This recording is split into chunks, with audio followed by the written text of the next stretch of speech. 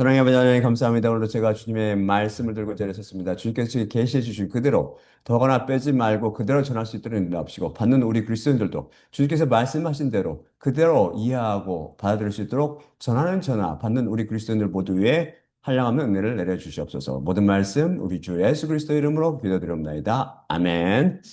자, 그러면 첫째 슬라이드입니다. 본 말씀 읽을 때 다 일어서 주시기 바랍니다. 로마서 3장 20절입니다. 그러므로 율법의 행위들에 의해 모든 육신이 그분 앞에서 의롭다고 선언받을 수 없나니 율법을 통해서는 죄의 인식이 있기 때문이라. 그럼 계속해서 주기도문을 한 목소리로 낭독하도록 하겠습니다. 하늘뜰 안에 계신 우리 아버지여, 당신의 이름이 거룩히 되게 하시며, 당신의 왕국이 오게 하시고, 당신의 원함이 하늘뜰 안에서처럼 땅 위에서도 이루어지게 하시며, 그 필요 적절한 저희의 양식을 오늘 저희에게 주시고, 또한 저희 자신들이 저희의 채무자들을 면제해 준 것 같이 저희의 채무를 면제해 주시며, 저희를 시험 안으로 끌어들이지 마시고, 오히려 그 악한 죄로부터 구출하소서. 자, 다 앉아주시기 바랍니다.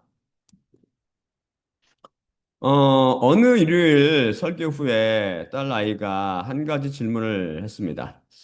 그 아이가 제기한 질문은 죄의 회개와 죄의 자백이란 영어 혼동에 관한 것이었습니다.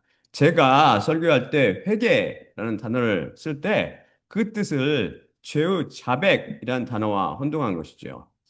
여러분이 잘 알듯이 위로부터 남, 곧 십자가 사건은 그리스도인의 믿음 생활에서 단 한 차례 1회 일어납니다. 예수님께서 단 한 번 죽으셨던 것 같이 그리스도인들도 십자가 위에서 단 한 번 죽습니다.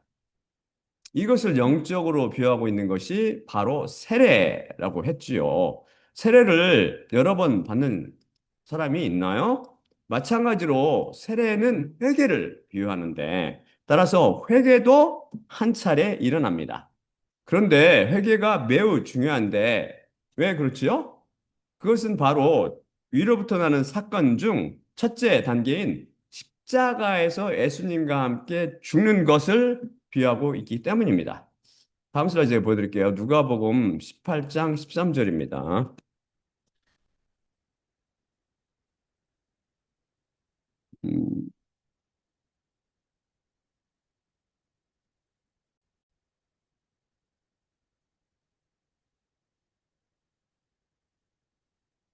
세리는 멀리 서서 감히 눈을 들어 하늘을 쏟아보지 못하고 다만 가슴을 치며 이르되 하나님 저 이 죄인에게 속죄하소서. 이 기도가 생각나세요? 기도하러 바리새인과 세리가 성전에 올라갔는데 그때 세리가 하는 행위와 기도를 보세요. 그는 영이 거진 상태로 하나님 저 이 죄인에게 속죄하소서라고 마음을 찢으며 기도드립니다. 이 구절을 모든 번역성들이 오역했다고 제 164강에서 배웠습니다. 이 세리가 하나님께 드린 기도가 회개의 기도입니다. 회개라는 단어는 헬라어로 메타노이아로 change of mind 라는 뜻인데 마음을 바꿈으로 번역됩니다. 자신이 무력한 죄인인 것을 마음 아파하며 더러운 양심과 더러운 마음에서 선한 양심과 깨끗한 마음을 달라고 간구하는 것이지요. 우리가 진심으로 간구할 때 하나님께서는 이 기도를 들어주시는 것입니다. 그러면 불과 영을 통해 위로부터 나게 되는데 여기서 물은 세례를 비유하는데 이때 세례는 또한 회개를 비유합니다.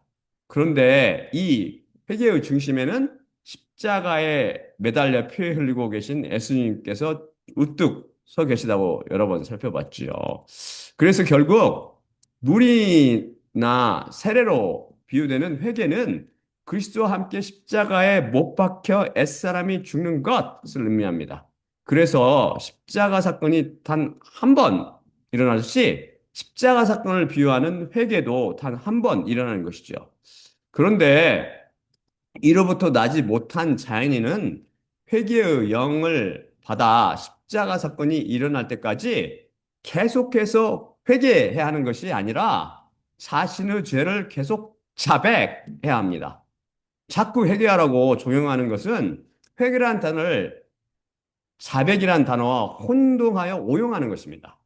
위로부터 난 사람도 죄를 짓는데 이때 죄를 회개하는 것이 아니라 죄를 자백해야 합니다.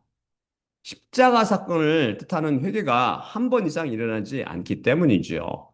다음 슬라이드 보여드릴게요. 요한일서 1장 8에서 10절입니다.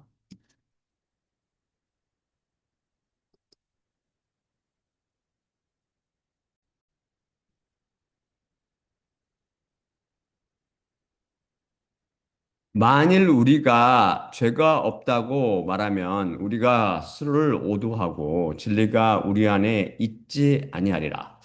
만일 우리가 우리 죄를 자백하면 그분은 신실하시고 의로우셔서 우리에게 죄를 사하시며 우리를 모든 불의에서 깨끗하게 하시리라. 만일 우리가 죄를 짓지 아니하였다 하면 우리는 하나님을 거짓말쟁이로 만드나니 그분의 말씀이 우리 안에 있지 아니하리라. 만약 여러분 중 대부분은 단 한 번의 회개가 주어질 때까지 먼저 계속 죄를 자백 혹은 고백해야 할 것입니다. 다른 복음에서 입버릇처럼 쓰는 회개라는 단어를 쓰지 마세요. 원어의 의미도 그 영적 의미도 몰라 단어를 오용하고 있는 것입니다. 죄의 자백이나 죄의 고백이라는 단어로 바꿔서 쓰세요. 언젠가 믿음이 성장하여 구원받을 믿음으로 성장하면 하나님께서 회개의 영을 주셔서 단 한 차례의 회개, 곧 십자가 사건을 통해 십자가 위에서 예수님과 함께 십자가에 못 박히고 그 영인 성령님을 통해 이로부터 나게 될 것입니다. 이미 십자가를 통해 위로부터 난 그리스도인들도 죄를 지었으면 그 죄를 자백해야 합니다. 회개를 다시 할 필요는 없습니다. 할 수도 없지요. 여기에서 자백하다로 번역된 헬라어는 호몰로게오로서 회개하다, 메타노에오라는 단어와 전혀 뜻이 아니고 이거 전혀 다른 뜻이고 무슨 뜻이냐면 to concede that something is factual or true 혹은 admit, 나 confess 뜻으로 번역하면 어떤 것이 사실이거나 참임을 시인하다 혹은 인정하다 혹은 자백하다라는 뜻입니다. 즉 자신이 하나님께 죄를 지었다는 것을 인정하고 자백하라는 것입니다. 제가 죄를 지었나이다라고 마음을 찢어 하나님께 자백하는 것이죠. 다윗이 간음죄와 살인죄를 지었을 때 그는 이미 위로부터 나 있었지요. 그래서 회개가 일어난 상태입니다. 그래서 다시 마음을 바꾸는 회개는 할 수 없습니다. 다시 회개하면 원치로 돌아가 버리게요. 위로부터 나기 전 상태로 말이 안 되죠. 이때 그가 나단으로부터 자신의 죄에 대해 지적받았을 때 하나님 앞에서 해야 할 일은 자신이 하나님께 죄를 지었다는 것을 인정하고 자백하는 것입니다. 시편 51편은 나단의 지적에 대해 다윗이 죄를 자백하며 하나님께 기도하는 내용입니다. 그래서 여러분은 앞으로 메타노이아, 즉 마음을 바꿈이라는 뜻을 갖는 회개라는 잘못된 용어를 상습적으로 쓰지 말고 죄의 자백이나 죄의 고백이라는 단어로 바꿔 쓰기 바랍니다. 이것이 성경적입니다.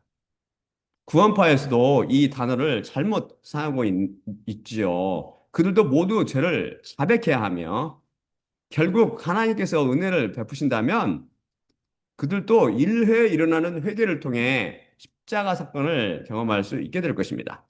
이제 이 죄의 회개와 죄의 자백이라는 것들의 명백한 차이를 구분할 수 있겠지요.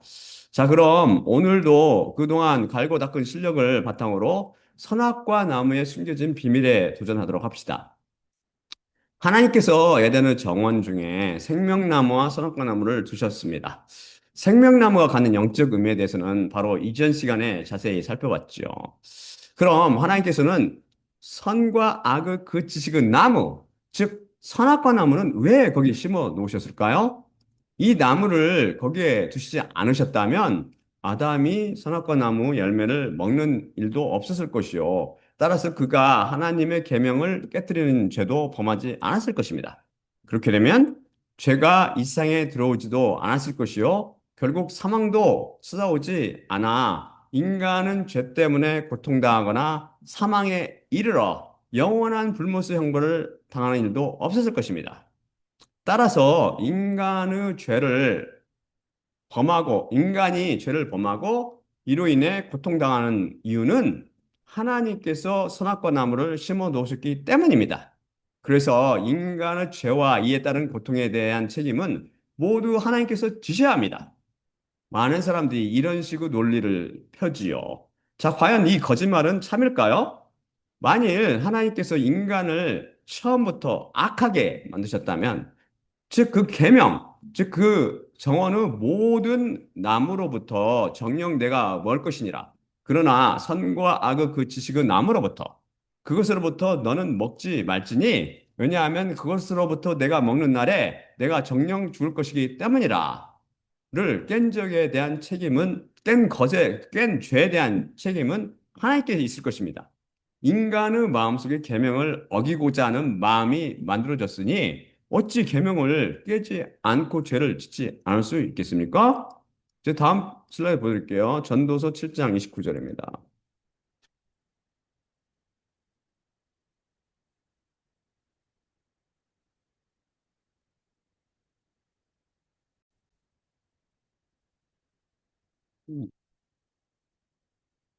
오직 이것만 보라. 하나님께서 그 사람을 올바로 만드셨으나 그들이 많은 고한물들을 구했다는 것을 내가 발견했노라. 솔로몬이 성령님의 감동으로 이 글을 썼지요. 즉, 이 말씀의 뜻은 하나님께서는 그 사람, 곧 아담을 올바르게, 곧 정직하게, 야샤르, 정직하게 창조하셨지만 뱀의 유혹을 받아 육신의 저욕과 눈들의 저욕과 삶의 허식을 위해 죄를 지었고 또한 자신을 위해 많은 것들을 고안해 냈다는 의미입니다. 헌언하면 하나님께서 아담을 죄 쉽게 넘어가도록 악하고 약하게 만드시지 않으셨으며 따라서 아담의 타락에 대해 전혀 책임이 없으시다는 의미지요. 저는 악하게 만들지 않았지만 죄의 결과 약하고 악하게 변한 거예요. 여기서 고함을 의 히브리어는 히샤본으로 device 즉 고함물이나 intervention 즉 발명이나 발명품이라는 의미를 갖습니다. 인간들이 만들어낸 각종 고함물들이나 발명품들을 생각해 보세요. 차나 집, TV셋이나 핸드폰, 비디오, 각종 게임기, 보석, 반지니, 목걸이, 각종 조각품이나 건축물, 기타 등등이 다 무엇을 위함입니까? 바로 자신들의 육신의 정욕과 눈들의 정욕과 삶의 허식을 만족시키려 인간이 고안하고 발명해낸 건 아닙니까? 인간의 죄와 죄의 정욕을 충족시킬 발명품들은 다 인간 자신에게서 나온 것으로 인간 자신이 책임이라는 뜻이죠. 여기에 마귀가 정욕을 일으키도록 충동질하고 유혹하는 등 중요한 역할을 담당했죠. 말씀이 분명히 증언하듯이 하나님께서는 인간을 악하게 창조하시지 않으셨습니다. 저절로 계명을 깨도록, 즉 계명을 깰 수밖에 없도록 만드신 것이 아니라는 말씀이죠. 오히려 하나님께서는 인간을 하나님 보시기에 좋게, 즉 선하게 만드셨습니다. 인간뿐 아니라 모든 피조물들을 좋고 선하게 만드셨습니다. 그래서 선악과 나무의 열매를 먹어 인간이 타락한 것에 대한 책임은 인간 자신들에게 있지 절대 하나님께 있지 않습니다. 반역자여 고소자인 자신들의 아버지 마귀를 본받아 인간들이 자신들의 죄에 대한 책임을 하나님께 전가시키려고 안간힘을 다 쓰고 있는 것이죠. 철학을 동원해서. 하나님께서 아담을 야샤르 즉 올바르고 정직하게 창조하셨으나 아담과 하와는 자신들의 욕심에 의해 마귀에게 속아 죄를 범했습니다. 인간의 죄에 대한 책임은 언제나 어디서나 인간에게 있습니다. 만약 하나님께서 인간을 유혹하여 죄에 빠뜨리시고 그 죄에 대해 불못의 형벌로 심판하신다면 이처럼 불의하며 부조리한 일이 어디 있습니까? 거짓 예언자들 중에 이것을 주장하는 자들도 있죠. 하나님께서 아담에게 선악과를 먹어! 라고 명령하셨대요. 하나님의 지혜도 그분의 의도도 모르고 또한 죄에 대해서도 전혀 모르기 때문에 하는 망발입니다. 사실 아담과 하와가 하나님께 순종만 했더라면, 즉 그분을 믿고 그분께 맡기기만 했다면 이런 사태는 벌어지지 않았을 것입니다. 즉 아담과 하와 범죄는 아담과 하와의 책임이지. 즉 아담의 범죄의 책임은 아담에게 있지 하나님의 책임이 아닙니다. 또한 죄는 반드시 믿음 없음으로부터 옵니다. 하나님 말씀 그 계명 듣고 그냥 쫙 맡기면 이런 일이 안 일어났을 거란 말입니다. 아담의 범죄에 대해 하나님께서는 아무 책임도 없음을 예수님께서 증명해 주셨습니다. 예수님께서도 아담과 똑같이 연약한 육신을 입고 이 세상에 오셨습니다. 하나님으로 곧 그분의 영광과 능력으로 오신 것이 아니라는 말씀이지요. 그것이 아니라 비천한 노예의 형상으로 오셨지요. 그래서 그분을 성경 말씀은 마지막 아담이라고 증언합니다. 사실 첫째 아담이 훨씬 더 강하게 만들어졌죠. 타락하기 전에 육신을 입고 있었기 때문입니다. 고린도전서 15장 44절입니다. 음,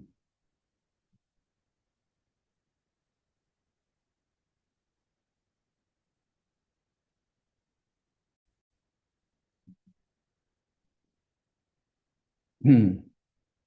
또한 이렇게 기록되어 있으니 첫 아담은 산 영혼이 되었고 마지막 아담은 생명을 주는 영이 되었느니라. 음, 음. 어, 예수님께서는 아담의 이름으로 오셔서 마지막 아담이 되셨고 사람의 아들이라고 스스로를 부르셨습니다. 당신 스스로 아담임을 천명하신 것이죠. 아담과 예수님은 인간적인 조건에서 보면 똑같습니다. 사실 아담이 더 유리하다고 그랬죠. 아담은 죄짓기 전의 육신, 기복히 강한 육신, 예수님은 연약한 육신, 둘 다 흙으로 된 연약한 육신을 입고 계셨습니다. 그리고 아담은 예수님도 모두 죄가 없는 상태로 이 세상에 태어나셨지요. 둘 다 죄를 가진 인간을 통해서가 아니라 하나님을 통해서 이 세상에 오신 것입니다. 아담은 하나님께서 죄 없는 상태로 만드셨고, 예수님께서는 수천여 마리아의 자궁을 빌어서 인간들의 더러운 피가 섞이지 않은 죄 없는 상태로 태어나셨습니다. 아니, 예수님께서는 아담보다 더 불리한 조건에서 태어나셨고 자라셨습니다. 인간의 육신을 가지고 모두 인간이라는 면에서는 똑같을지 모르나 예수님께서는 아담보다 훨씬 더 열악한 상황에 노출되셨습니다. 죄의 유혹이 훨씬 많고 큰 환경과 조건에서 사신 것이죠. 살기 좋고 먹을 것 많으며 쉬기 좋고 1년 365일이 온통 휴양지 같은 에덴의 정원이 아니라 척박한 땅, 팔레스타인에 죄가 한창 기승을 부릴 때 이 유혹 많은 세상에 태어나셨고 자라셨으며 그 속에 사셨습니다. 그분은 광야에서 금식하시며 마귀의 유혹도 받으셨지만 시험 안으로 들어가시지 않으셨습니다.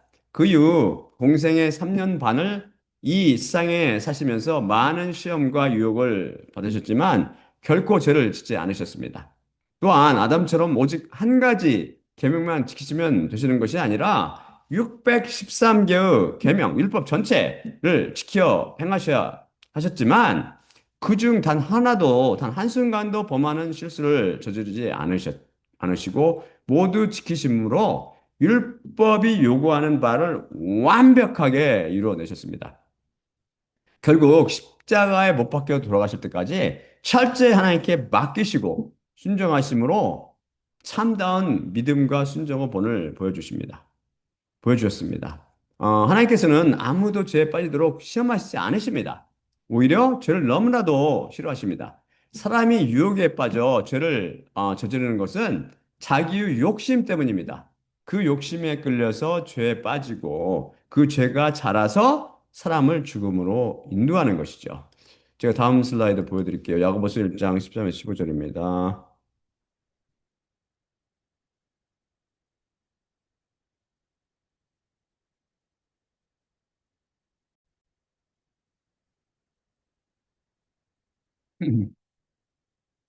시험을 받을 때 누구도 내가 하나님께로부터 시험받고 있다라고 말하지 말라.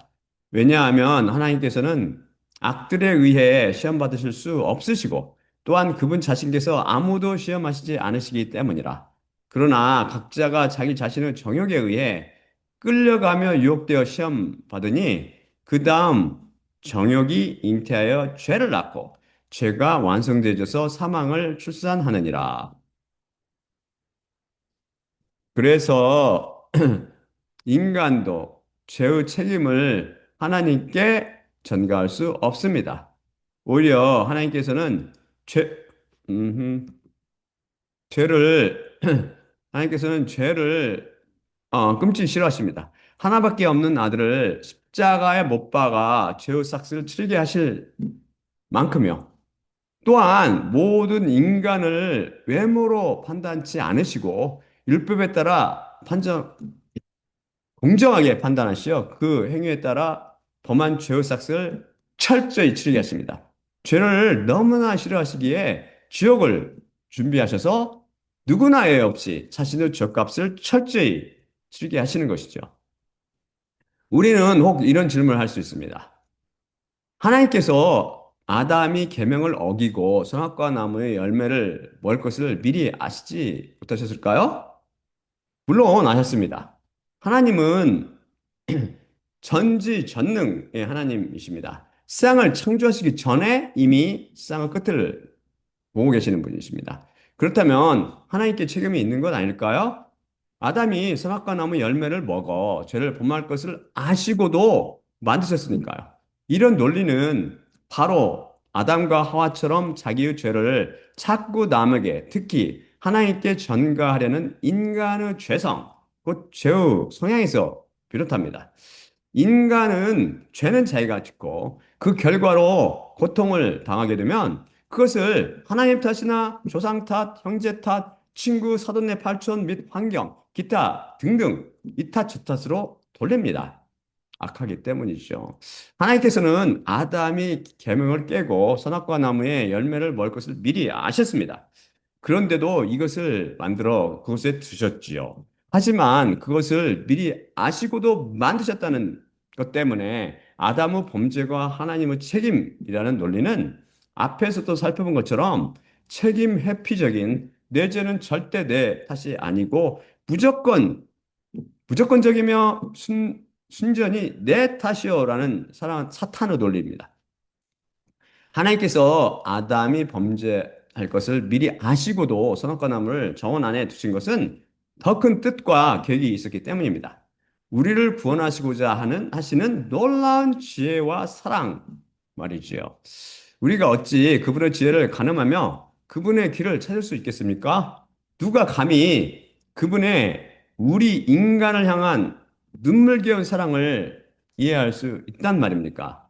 다음 슬라이드 보여드릴게요. 로마서 11장 33, 36절입니다.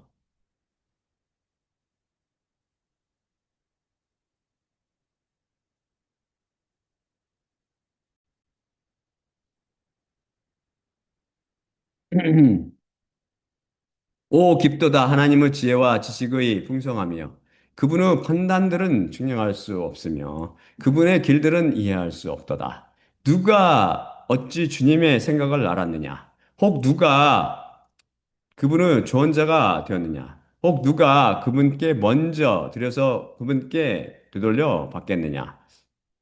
이는 모든 것이 그분으로부터 나오고 그분으로 말미암고 그분께로 돌아가기 때문이라. 그분께 영광이 영원히 있을지어다. 아멘.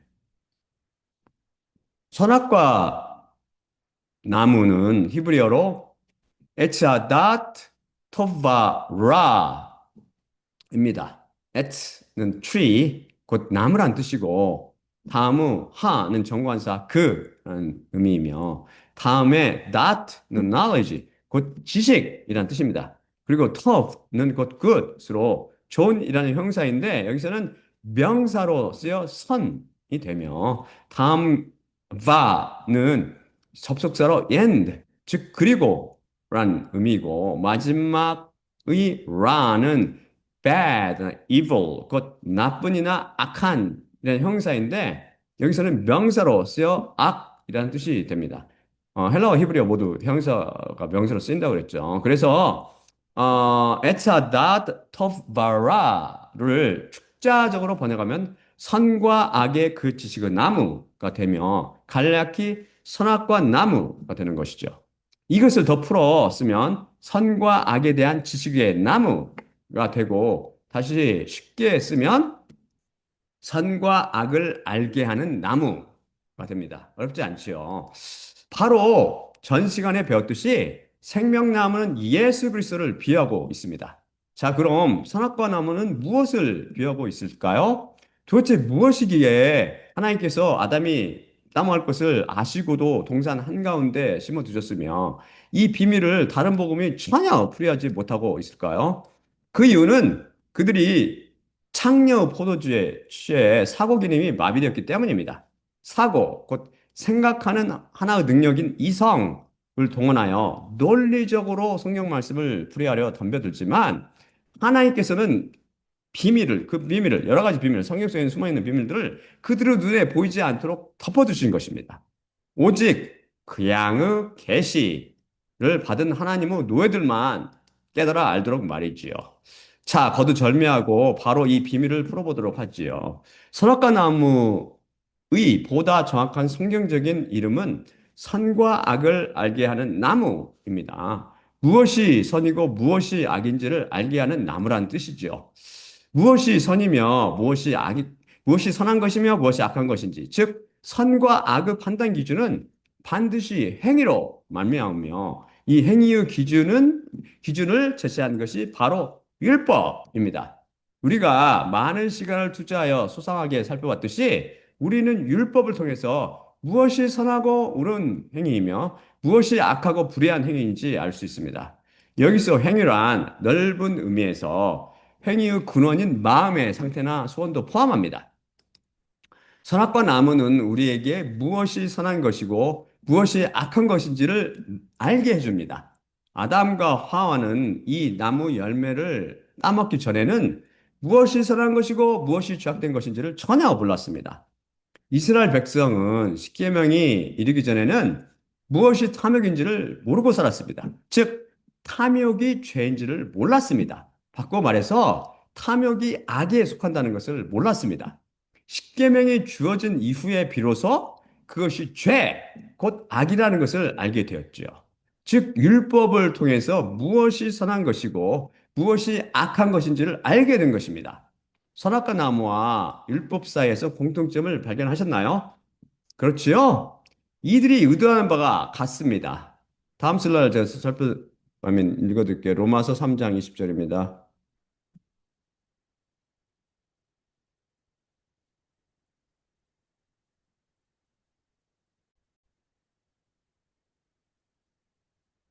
음, 그러므로 아멘. 그러므로 율법의 행위들에 의해 모든 육신이 그분 앞에서 의롭다고 선언받을 수 없나니 율법을 통해서는 죄의 인식이 있기 때문이라. 제 239강에서 이 구절을 인용하며 배웠듯이 신의 산 언약을 통해 인간에게 율법을 주시기 전에도 죄가 있었습니다. 즉, 악이 있었던 것이죠. 하지만 그때는 죄를 죄로 여기지 아니했습니다. 바로 악을 악으로 알아보지 못했던 것이죠. 하나님께서는 죄악이 번성함을 보시고 인간으로 하여금 죄, 곧 악이 무엇이며 선이 무엇인가를 알게 하시기 위해 율법을 주셨습니다. 율법을 통해서 각 죄마다 꼬리표를 붙여주심으로 어떤 것이 선이며 어떤 것이 악인지를 알게 만드신 것이죠. 결국 율법을 통해서 인간은 죄의 인식, 곧 어떤 것이 죄인지를 알게 되었습니다. 쉽게 말해 어떤 것이 선이고 어떤 것이 악인지를 분별하여 알게 된 것이죠. 선악과 나무를 먹으면 어떻게 됩니까? 그 나무는 선과 악을 알게 하는 나무이기에 그 열매를 먹으면 선과 악을 분별하여 알게 됩니다. 그럼 율법을 통해서 우리는 무엇을 알게 되나요? 율법을 통해서도 우리는 무엇이 선한 행위고 무엇이 죄악스러운 행위인지 알게 됩니다. 즉, 선과 악을 알게 됩니다. 이제 보이십니까? 결국 선악과 나무는 율법을 비하고 있음을 알 수 있습니다. 그리고 선악과 나무 열매는 율법의 각주항인 계명을 비하는 것이죠.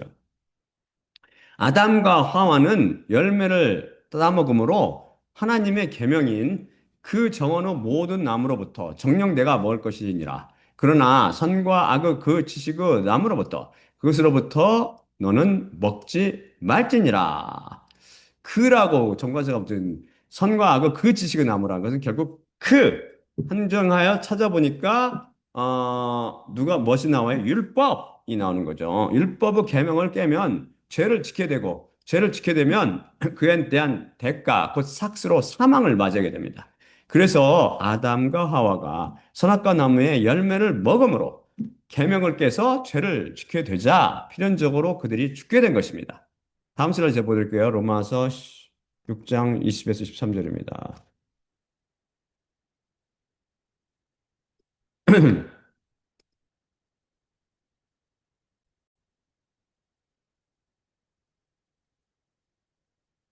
너희가 죄의 노예들이었을 때에는 의에 대해 너희가 자유롭기 때문이라.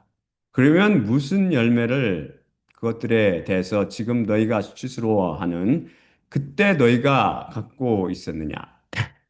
그것들의 마지막은 사망이기 때문이라. 그러나 지금은 죄로부터 해방되었고 하나님께 노예가 되었으므로 거룩함에 이르는 너희의 열매를 너희가 갖고 있는데 그 마지막은 영생이라. 정녕 죄의 삭들은 사망이나 하나님의 은사는 그리스도 예수 우리 주 안에 있는 영생이라. 죄의 삭들은 사망이다. 라는 말씀에서 헬라어 원어는 분명히 죄의 삭시라고 증언하지 않고 죄의 삭들, 곧 타, 없어니아, 테스, 하말티아스, 곧 삭을 뜻하는 없어니온이라는 단어의 복수형인 없어니아를 여기서 쓰고 있습니다. 당연히 한글 성경들은 모두 이것을 삭이라고 단수로 오역했고 단수복수가 이게 발달되지 않았잖아요. 한글은 안타깝게도.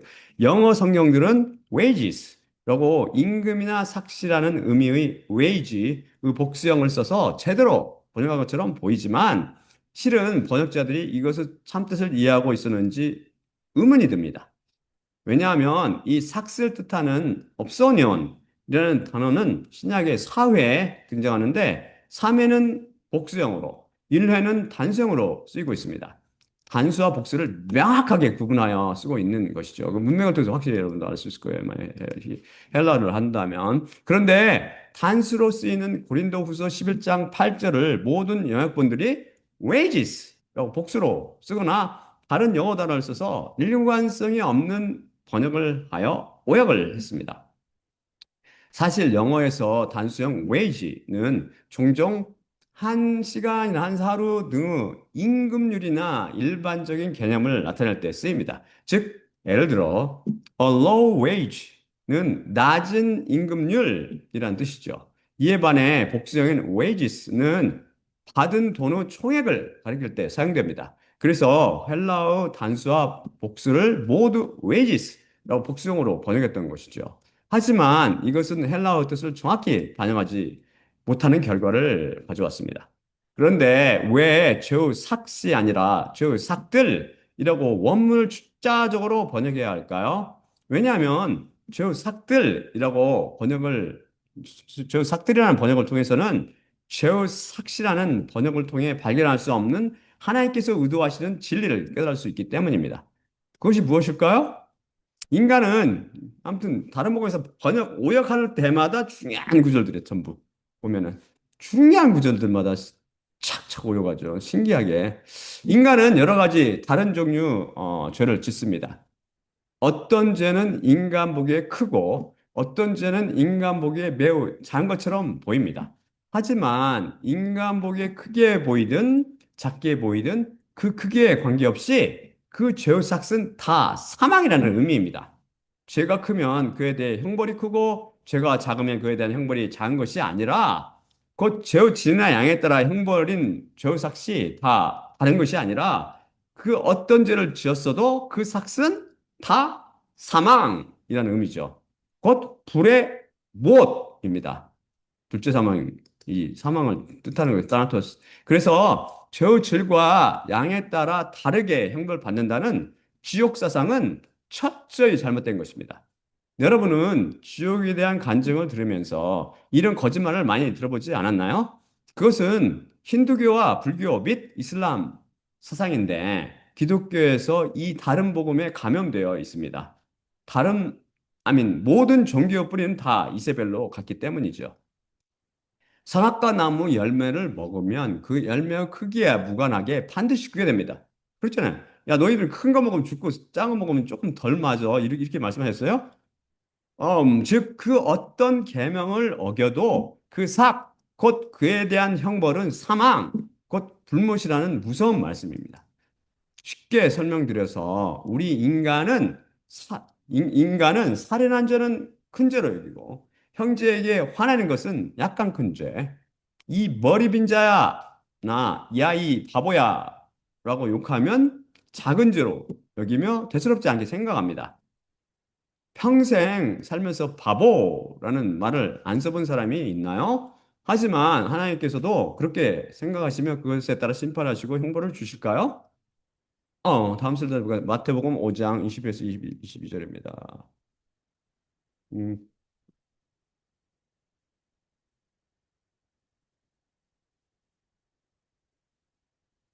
그렇죠? 옛날 사람들에게 말하여진 것을 너희가 들었는데, 즉, 너는 살인하지 말 것이며, 누구든지 살인하는 자마다 법정에 설 법적 책임이 있으리라. 그러나 나 자신이 너희에게 이르노니, 그의 형제에게 화내는 자마다 법정에 설 법적 책임이 있을 것이며, 그의 형제에게 라가라고 말하는 자마다 공에 설 법적 책임이 있을 것이고 누구든지 바보야라고 하는 자마다 불의 게hen나 안으로 들어갈 법적 책임이 있으리라. 어, 여기서 법정에 설 법적 책임이 있다고 말씀하신 의미는 다 불의 형벌을 받을 법적 책임이 있다는 뜻입니다. 즉 살인같이 큰 죄도 형제에게 화내는 약간 큰 죄도 심지어 형제에게 흐라가 즉 empty in the head라는 뜻이거든요. 이게 머리 빈자 제가 언어사들도 약간 찾아봤는데 디베이트가 약간 있긴 있어요. 이게 근데 대부분 어그레하는 게 empty in the head 그냥 머리 빈자라는 뜻이죠. 하거나 아무에게도 바보라는 말을 입에 담는 제법 작게 보이는 죄도 다 한결같이 법정에 설 책임이 있고 이에 따라 불의 형벌을 당해야 한다는 말씀이지요.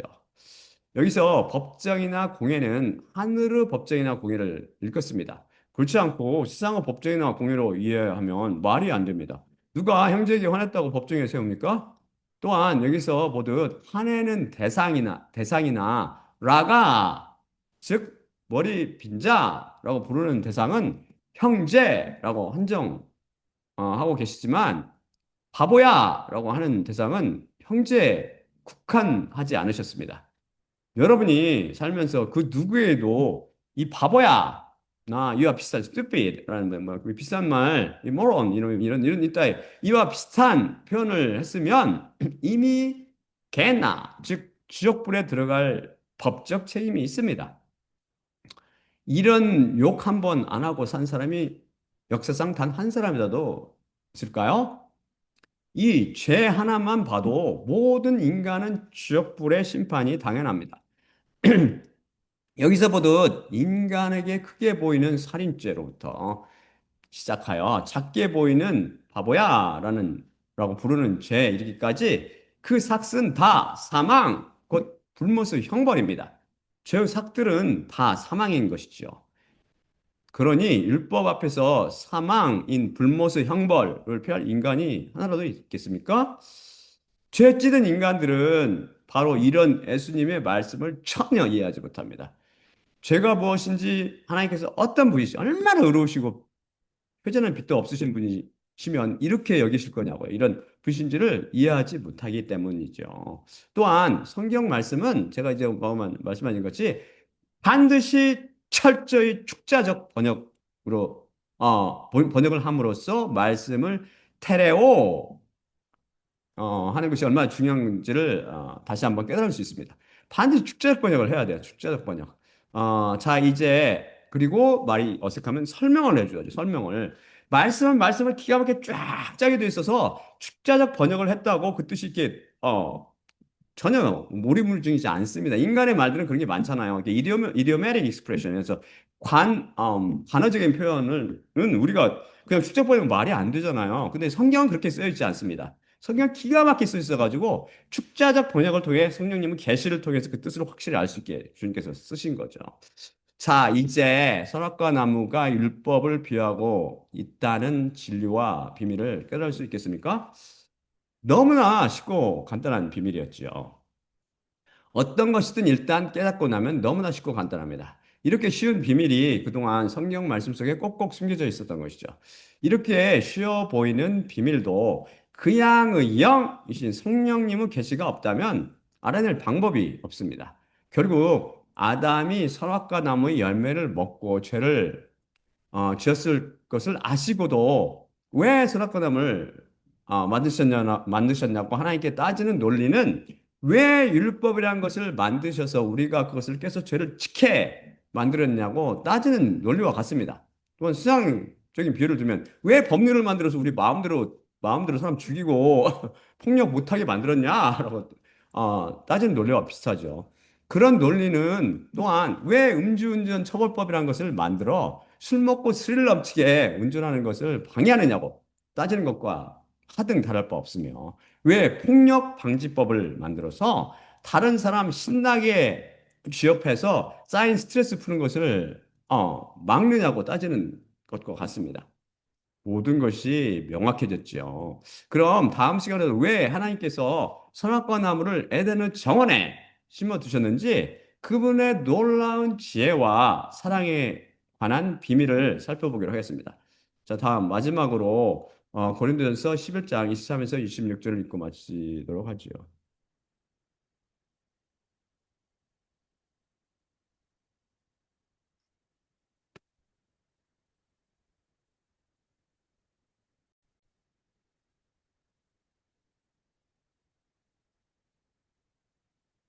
내 자신이 확실히 주님께로부터 받았고 그것을 또한 너희에게 내가 넘겨주었으니 주 예수님께서 넘겨주시던 밤에 떡을 취하셨고 감사드리신 후 쪼개셨으며 말씀하셨으되 이것은 너희를 위한 내 몸이니 나를 기억하기 위해 이것을 너희는 행하라. 마찬가지로 또한 저녁 만찬을 잡수신 후 잔을 취하셨고 이르시되 이 잔은 내 피 안에 있는 새 언약이니 너희가 마실 때마다 나를 기억하기 위해 이것을 너희는 행하라. 확실히 이 떡을 너희가 먹을 때마다 또한 그 잔을 너희가 마실 때마다 주님의 죽으심을 그분께서 오실 때까지 너희가 선포하느니라. 예수님은 몸과 피로 상징되는 떡을 떼며 잔을 마실 때마다 십자가를 통해 성경 말씀 속의 비밀을 풀어주고 계시는 예수님만 바라봅시다. 또한 나를 기억하기 위해 떡을 떼며 잔을 마시라고 말씀하신 예수님의 명령에 순종할 때마다 주님의 죽으심을 그분께서 오실 때까지 선포한다는 말씀을 마음에 새기고 선악과 나무가 율법을 비하고 있다는 진리를 통해 우리를 살리는 것은 선악과 나무가 아니고 생명나무임을 깨닫고 사망에 이르게 하는 선악과 나무가 아니라 우리를 살리며 영원히 살리는 생명나무 앞으로 나아갑시다. 자, 그러면 제가 기도하고 마치도록 할게요. 하나님 아버지 하나님 감사합니다. 오늘 말씀 주시면 감사합니다. 오늘 주님께서 성령님의 계시를 통해서 선악과 나무가 비유하고 있는 바를 확실히 천명해 주셨습니다. 선악과 나무는 바로 우리로 하여금 선이 무엇이고 악이 무엇인지를 알게 하는 나무, 곧 율법을 비유하고 있음을 배웠습니다. 우리는 선악과 나무 앞으로 나가는 것이 아니라 율법의 행위로 살려 하는 것이 아니라 생명나무, 곧 우리를 살리시고 영원히 살리시는 예수 그리스도께 앞으로 나감으로 영생을 얻을 수 있음을 우리 그리스도인들과 하나님의 백성이 깨달을 수 있도록 우리 모두에게 은혜를 내려주시옵소서. 모든 말씀 우리 주 예수 그리스도 이름으로 기도드립니다. 아멘. 자, 그러면 제가 끝내도록 하죠.